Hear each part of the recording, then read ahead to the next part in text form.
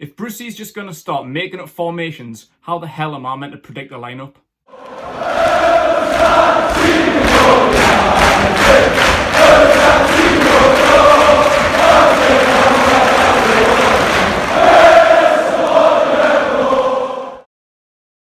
Buongiorno everyone, welcome back to Lineup Predictions here on the Magpie Channel TV. Before I start, I just want to say thank you to everyone that liked last week's video, the Wolves lineup prediction.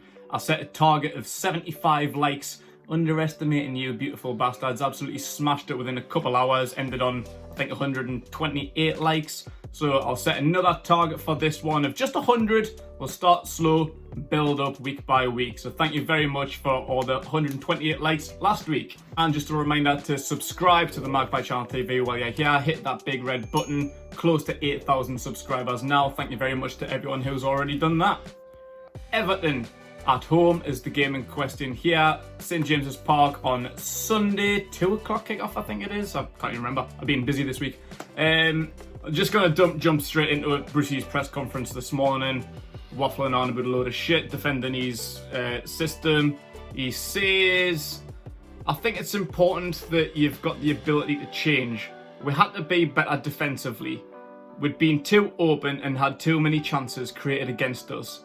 The key is getting the balance right and still being a threat the other way. Mate, the balance just isn't right though. We're just too defensive. We're soaking up way too much pressure.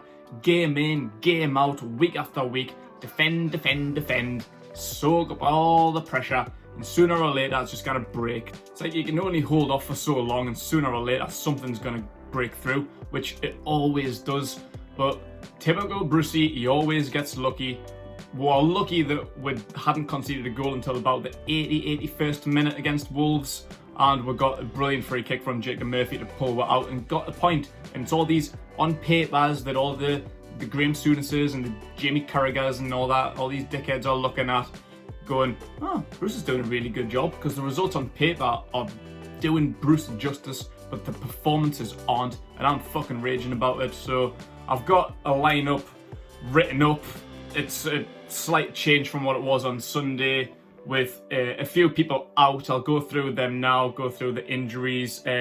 Jamal Lascelles is the biggest one. He's a major concern apparently with a foot injury. So it's unlikely that we'll see Jamal Lascelles, but he's not ruled out indefinitely. Sean Longstaff has recovered from tonsillitis, as we know, as he came on last week. He got about 11-minute run out last week against Wolves.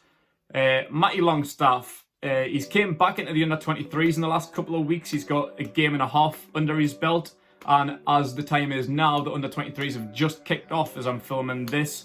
Matty isn't in the squad, so a promotion back into the first team might be looking likely now. As far as I'm aware, there was no mention of Paul Dummett and Kieran Clark, but I think they're still fit. They haven't been pulled into the first team again just yet, but they've been training for the last 2 or 3 weeks, so. And they got a under-23s game a couple of weeks ago as well, so they might be brought back in. Isaac Hayden is fine. He was a doubt for the Wolves game. He was an unused sub on the bench. Bruce defended that though and says he's trained all week, but he couldn't gamble on him last week, which is fair enough. Like, Hayden is an important player. You can't really gamble on injured players, which Bruce has done in the past, so it wouldn't really surprise us too much. But no, I think he did the right thing, so I think he's fit and raring to go with a week or two's training under his belt, so good to hear about that. And John Joe Shelvey, he's had surgery. I don't know if it was this morning or yesterday, but he's had hernia surgery. And Bruce says it could be 3 to 4 weeks, which isn't really too bad. I thought it was going to be worse. I think there's an international break coming up as well. Bruce says he should be back just after or thereabouts after the international break. So relatively good news on John Joe Shelvey, but we are going to be without him for 3 to 4 weeks, which is a bit of a shitter. Bruce has spoke highly of the Longstaff brothers in his press conference this morning, which might mean that both might be involved against Everton. Maybe Matty on the bench, Sean from the start, maybe, we're not too sure, but I'll read what he says. He says, they bring an energy to the team and they're both very decent passers of the ball too. They've had a few problems, but we hope they can stay fit because they've both got something to offer. So that's something to put in his cap. It's a feather in his cap.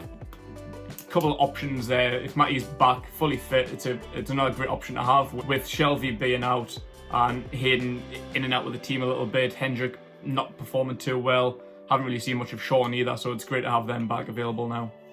It could be quite decent news on the Everton front. They're obviously sitting top of the table at the minute. Who would have thought this? But they've been playing fantastically this season. Calvert-Lewin's been absolutely banging them in. James Rodriguez, their main man, my fantasy team captain, he's a doubt as he's got a ruptured bollock. I don't know how that happened. A challenge with Virgil van Dijk, he's broke his balls. So James Rodriguez is a doubt, but again, he's not fully ruled out. Doubts are the fullbacks, really. The right backs mainly. Seamus Coleman, fantastic right back. He's a doubt, as is his backup, John Joe Kenny. So they could be without their first two choice right backs, and that also without their left back, Luca Dean, who I'm a massive fan of. Luca Dean is very, very dangerous. He picked up a red card in the last game, and also £50 million striker Richarlison's also suspended. So that could be good news. Without Richarlison, Dean, Kenny, Coleman and James Rodriguez, that could bode very, very well for us if they're all out. We'll just see. So into my lineup then, and it's been difficult. Who knows what Brucey's going to do? I certainly don't, so fuck knows. I don't want to see that 5-3-2 formation with Almiron and Fraser playing centre mid. That was lifting that. Like, when I seen that lineup, I was like, whoa, that absolutely stinks. With Murphy on the right, as a right wing back as well. I didn't like that, but to be fair, he played really, really well. Probably man of the match and deservedly got a goal, but we'll go into what I've got then. I'll stop waffling, and Carl Darlow in goal, of course. Right wing back, I will be playing 5 at the back, as I do expect Bruce to play 5 at the back. Like, he shits himself against top 8 teams, Wolves included. Wolves haven't really been great this season. Everton have, as I say, at the top of the league. So I'll definitely smell 5 at the back this week. I really, really don't want to say it, but I reckon it will. And Jacob Murphy probably will keep his place. It was a strange one to see him there last week. Absolutely baffed my mind, especially when Javier Manquillo and Emil Kraft were both on the bench. And I'm pretty certain that DeAndre Gedlin's fit as well. So we've got 3 eligible fullbacks there. And he just decided to play Jacob Murphy. That was a strange call, but to be fair, he did all right. Defensively, not great, but I thought he got down the line really, really well and got his goal. And because the Wolves point probably seems like 3 points in some people's eyes, Brucey will be loving it. He'll probably think he's got a master stroke here. I've got 3 right backs. Who am I going to play? Oh, none of them. I'll play Jacob Murphy. And what did he do? He got man of the match, scored the goal. Genius. So I reckon Murphy will probably keep his place for that one, with Jamal Lewis left wing back, of course. And a back 3 of Fabian Schär, Federico Fernandez, and without Lascelles, I'll probably put Kraft on the right-hand side of the back 3. Manquillo's available, of course. As far as centre-backs go, for playing 5 at the back, we haven't really got a lot of option. There's either Dummett or Clark, but we're not sure how fit they are. So yeah, I'd probably put Kraft there. I think he plays pretty well on that right-hand side, to be honest. So I'll put Kraft in there alongside Fernandez and Schär. Centre midfield, and oh boy, I don't want to do this. I didn't want to say 3 there last week. Hendrick, Almiron and Fraser, absolute shocking lineup. But I reckon Hendrick will keep his place because Bruce seems to be a bit of a fanboy. He can't get dropped for love nor money. He doesn't pull it out the bag for me. He hasn't since his debut. I thought the game against West Ham, first game of the season, he was man of the match. He was outstanding, but he hasn't impressed us since. But he's been starting every single game, so there's probably going to be a start for Hendrick somewhere. Whether it's this formation or not, I don't know. But yeah, I reckon Hendrick will probably play in centre mid, replacing Shelvey alongside Isaac Hayden while he's fit, and leaving the Longstaff brothers out. Sean probably on the bench. I'm not too sure about Matty. We'll have to wait and see about that one. But Hendrick and Hayden in the middle for me, with Miggy a bit further forward in a number 10 role. Miggy did absolutely unbelievably against Wolves. I've been saying for quite a while now, his defensive work goes massively underrated. He gets back, he's a proper little pitbull terrier. He just fights for absolutely everything. Pace, energy, even strength for a short, skinny guy. You wouldn't really think of it, but he gets himself stuck in, and I absolutely love that. I think when Traore came on for Wolves, I was shitting myself that Lewis wouldn't be able to hold him. Like, Lewis is a little bit dodgy defensively, and I thought Traore would have absolutely ran rings around him. But Miggy came back and they doubled up on him, and Miggy was getting the better of him. It's like little large, like it's like David and Goliath. But to be fair, Miggy was absolutely fantastic. So yeah, I think that centre midfield role actually maybe he's done well for him, but I don't want to see him there. I really don't want to see him playing further back. He's a number 10. It's his best role. We've tried him on the wing many times. He's not a winger for me. He's not good enough on the wing. Number 10's definitely where he's best, where he can get around, kind of a free role. He can get back, get forward, right, left, wherever it is. It's freedom. You can be creative with that role. So that's the only role for Miggy for me. I don't really like him playing anywhere else. And up top, I'm guessing a 2 up top. Alan Saint-Maximin partnering Callum Wilson.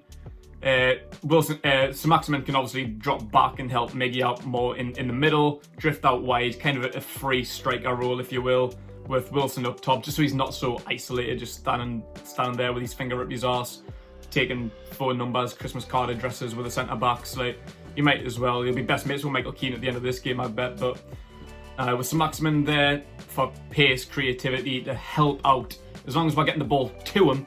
Like, I'm not really a big fan of Saint-Maximin playing up top, to be fair. I'd rather him be out wide where he can get on either wing, up and down. But he's been playing there a little bit the last 2-3 games. He's been a bit higher up, either a number 10 or as a second striker. So that's going to be my lineup prediction. Whether it will be or not, Christ knows. We'll probably be playing a 7-2-1 or something like that. Nan Brucey, you'll just make shit up. You'll have Almiron playing centre-back, Andy Carroll in goal or something like that. Fuck knows. We'll run through the bench then, and Mark Gillespie is the backup goalkeeper. Javier Manquillo is the wing-back option with Kraft playing centre-back. And one of the centre-backs is going to have to come in. I'd probably say Kieran Clark might be a little bit higher along, either in fitness or in the pecking order. So one of Clark or Dunnett's going to have to come in. Sean Longstaff for centre-mid, Ryan Fraser, Joe Linton and Andy Carroll, which would, of course, exclude Matthew Longstaff. I'm not really sure if Bruce is going to hire him in just yet, especially when we've got them options. The only one I can think he can maybe take a place there for is Kieran Clark, but I think we need a centre-back. We can't really rely. If we've got 3 centre-backs and one of them's crocked, we're going to have to go to just do whatever Brucey wants to do and probably put Hayden there or something stupid, I don't know. So yeah, that's my lineup prediction anyway, guys. Thanks very much for watching. Don't forget to like and subscribe. Let me know your lineup prediction as well as a score prediction. I'm going to bottle this one because I'm not looking forward to this game, to be honest with you. I don't predict 3 points, unfortunately. Sorry for ending that on a negative, but have a good weekend, everyone. Hope you enjoy the game, and hopefully we'll get 3 points. Enjoy yourself.